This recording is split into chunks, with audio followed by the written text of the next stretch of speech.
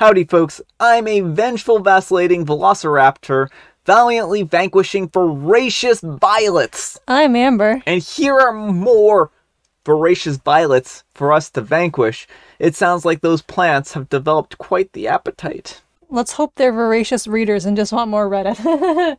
Alright folks, our first letter on this beautiful Sunday morning is titled, Am I a Jerk for Humiliating My Boyfriend and Telling His Friends? My boyfriend is a 29-year-old male, and I'm a 28-year-old female, and we met at the same company. I have since left, but he is still there. He makes about $130,000 in tech sales, and I make about $180,000 as a cloud architect. He likes to complain because his commission compensation was reduced and pre-sale engineers got a raise.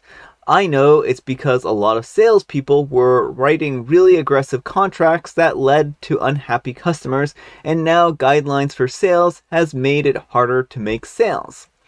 My boyfriend used to make about $40,000 more, so he's a bit mad about that, although to me, it's just the natural downturn of the tech sector. He was talking about how all the pre-sales engineers do is talk about products on PowerPoint and don't do any actual work that makes a customer sign.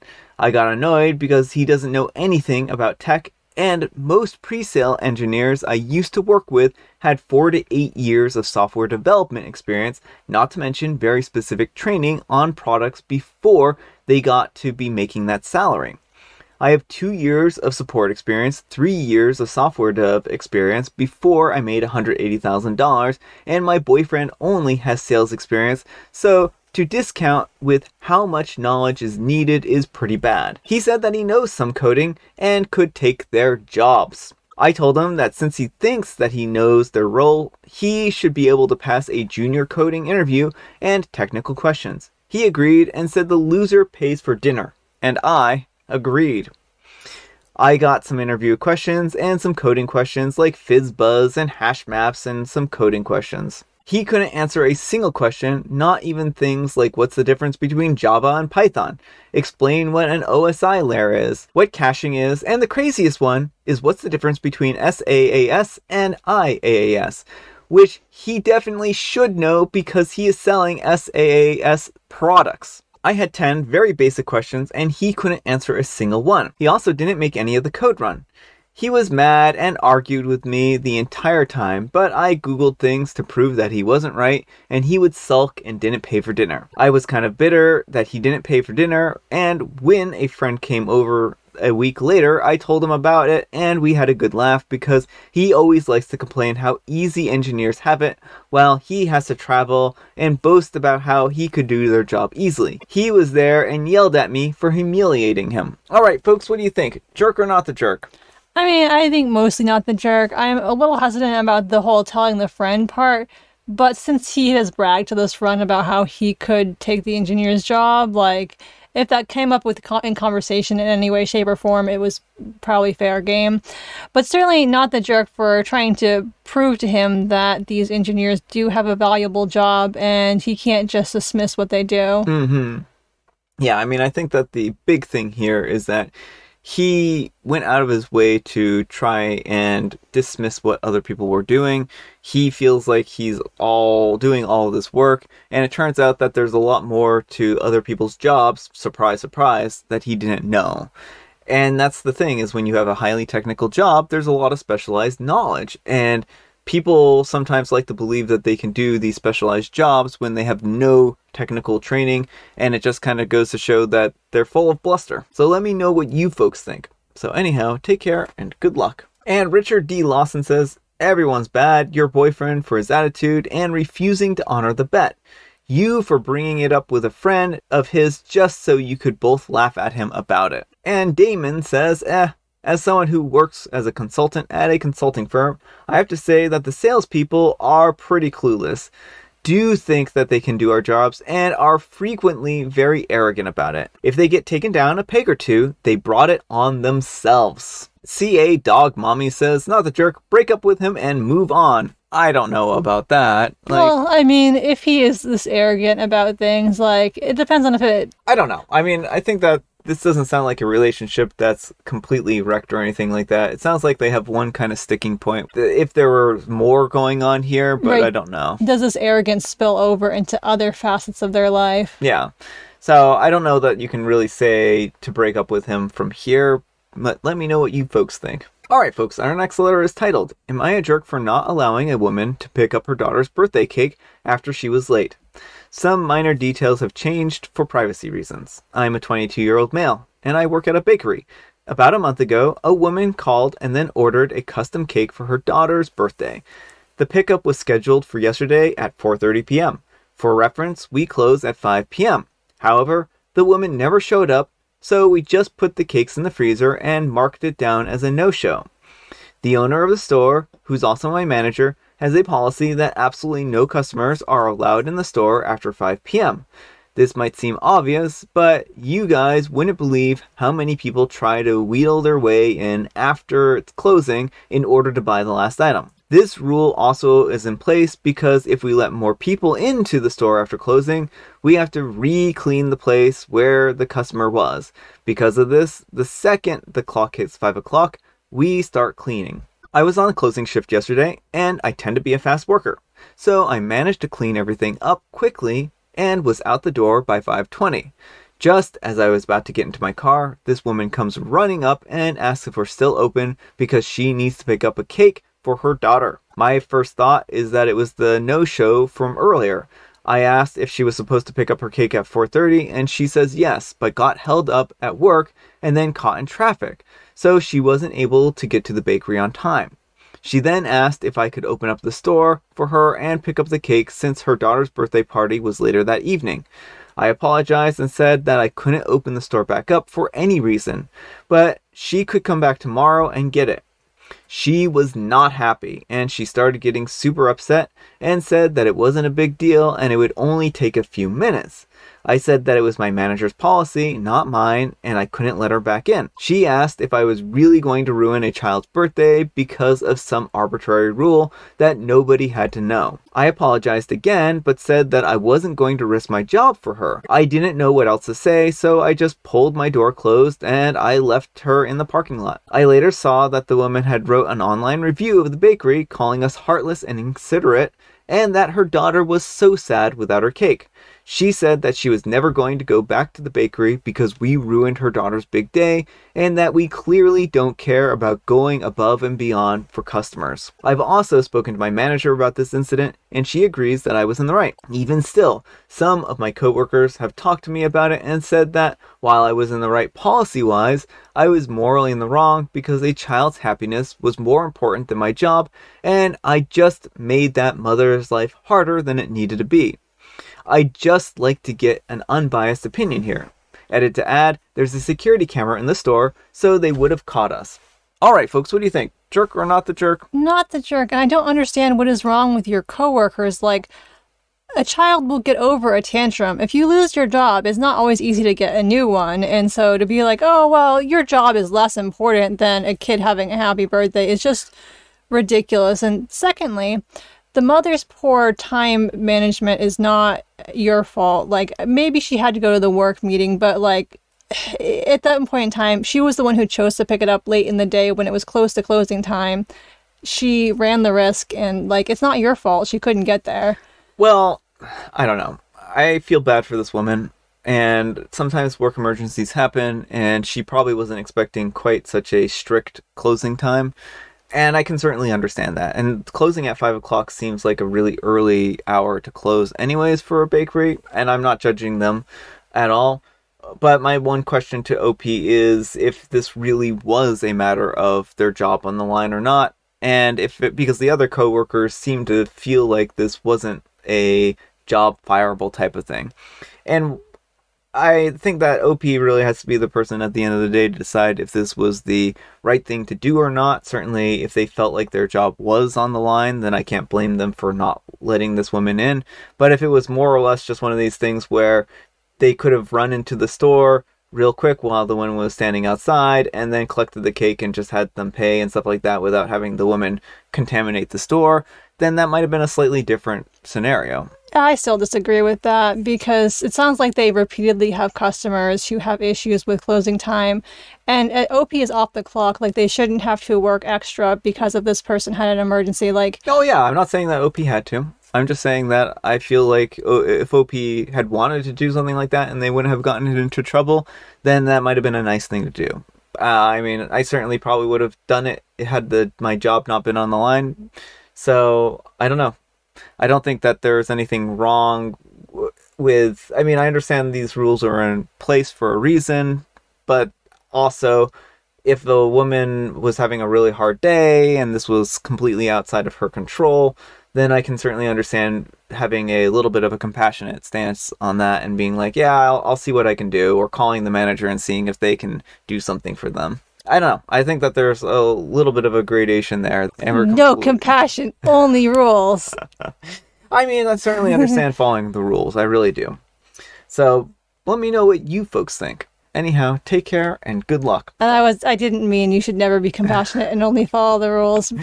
But I know. I think people will know that you're just kidding.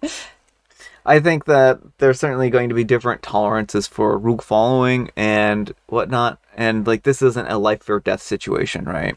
So, I can understand if you are like, well, they should just follow the rules because this isn't a situation where the woman's in any immediate risk or harm. And there's nothing stopping her from picking up a grocery store cake. Like, it's not going to be the cake she ordered, but it's still going to be cake. Yeah. And Total Fly 9131 says, I'm about to get downvoted, but you are absolutely the jerk. You have no heart, your manager has no heart, and I personally can't wait till it comes back on both of you for hurting an innocent kid. Yeah, the mom was late. This doesn't mean that she didn't deserve some empathy.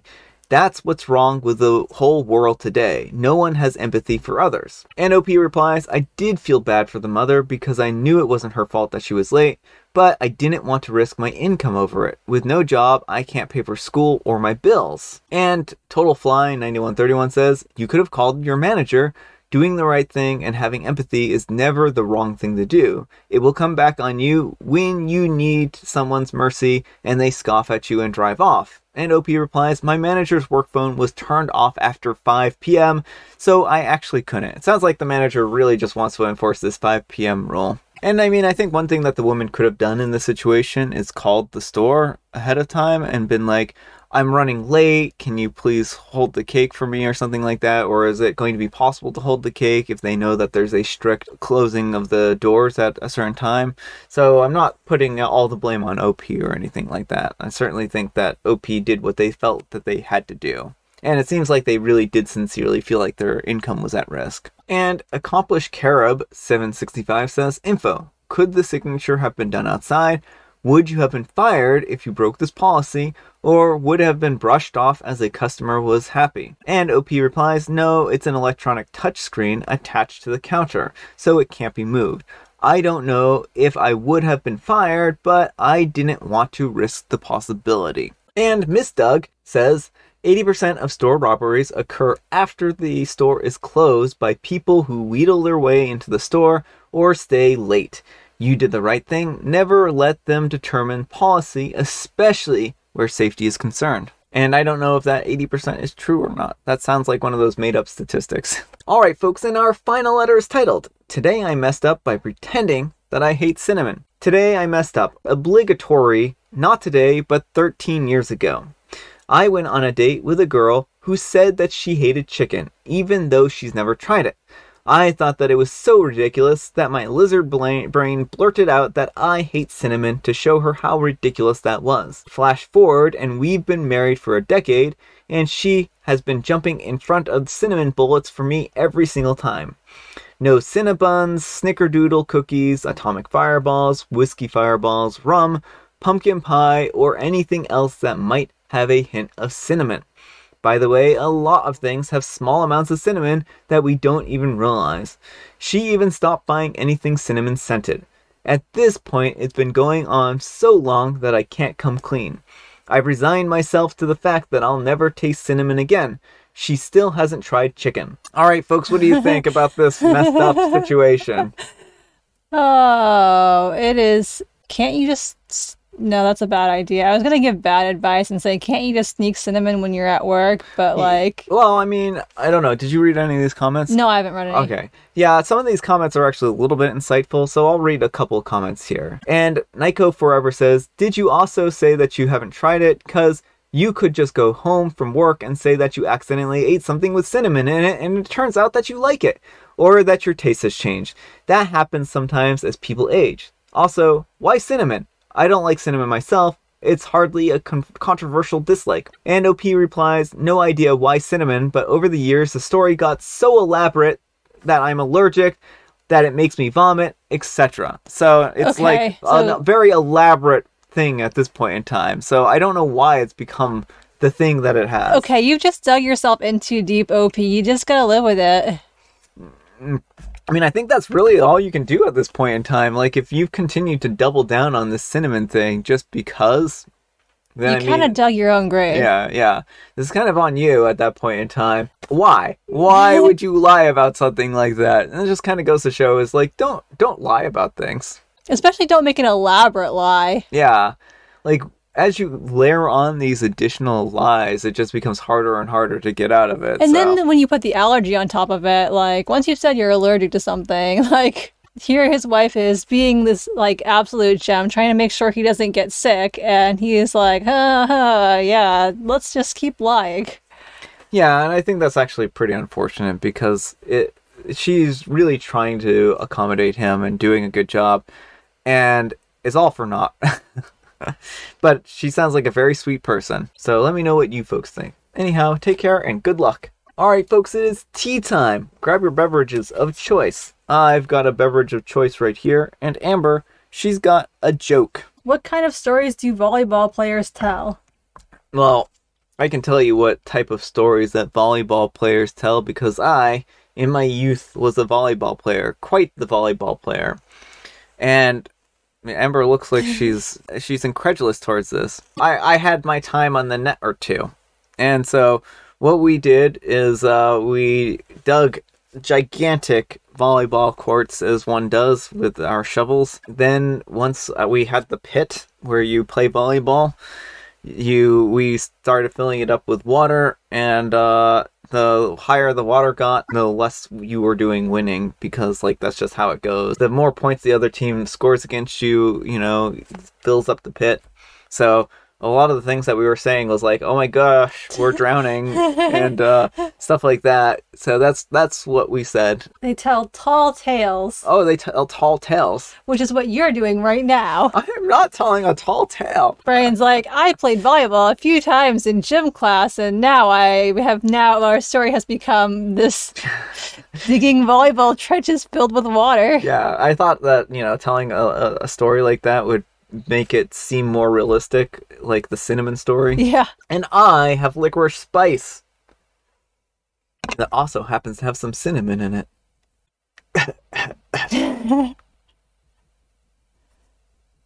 Brian, you're not allergic to cinnamon. Alright folks, that's all the time we have for today. Thank you so much for watching. Happy Sunday. I hope this Sunday is special for you, and I hope this episode was special for you. Thanks so much for watching. Amber, we need a moral, some kind of advice, and please make it a tall tale. So there's this guy, and he lived at the top of a skyscraper, and he was writing a book. So you could say that it was a tall tale going on. And in this book, he wrote that he did all these elaborate things, and he tried to bill it as his autobiography, but people found out that it wasn't true, and then he had to move to the bottom of the skyscraper because the top was only for people who told the truth. And so the moral is, don't make up elaborate stories. I don't know. That is quite the tall tale about a tall tale. I get so lost by this prompt. I was like, I don't know how to do it, so. Thanks so much for watching, and we will see you all tomorrow. Bye.